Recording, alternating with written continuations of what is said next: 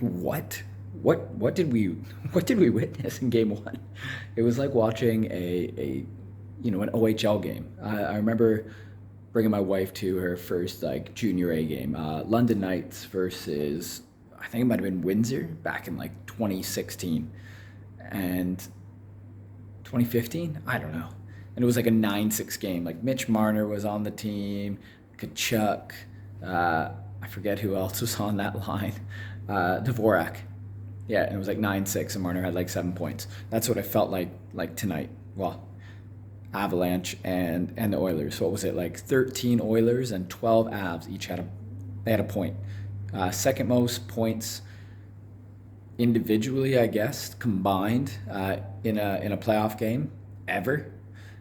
And it's 8-6. Wow, they almost topped Calgary Edmonton, that 9-6 one.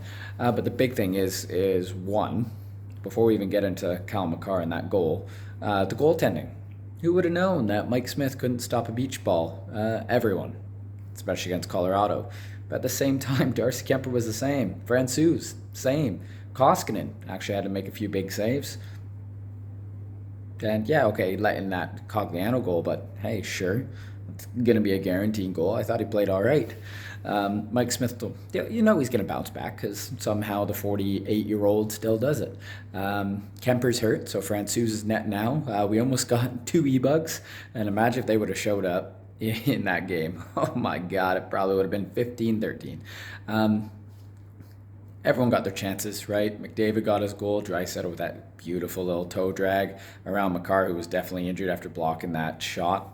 Um, but the controversy is going to be that goal that was on the delayed offside was definitely onside, but everyone thought it was offside. I thought it was offside, but it makes sense that it was onside because he hadn't touched the puck, even though he went into the offensive zone, but his skates hadn't gone into the offensive zone. It technically had possession, but he wasn't touching the puck, so he didn't have possession. It was a goal. It was a goal. It sucks that that counts as a goal, but it was a goal. By the rule book, it was a goal. And it is the NHL. It is the NHL. If it was me in Toronto Maple Leafs, I'd be losing my mind. Leafs Twitter would have broken down. The NHL would have froze, and the hockey world would have been like hit by a meteor. Honestly, Edmonton fans and the Edmonton Oilers are better than Leafs fans. There, gotta admit it. Technically, it was onside. Elliot Friedman literally tweeted out and wrote out exactly what the rule was, and technically, yes. Okay, good goal. Should that have even have happened? No.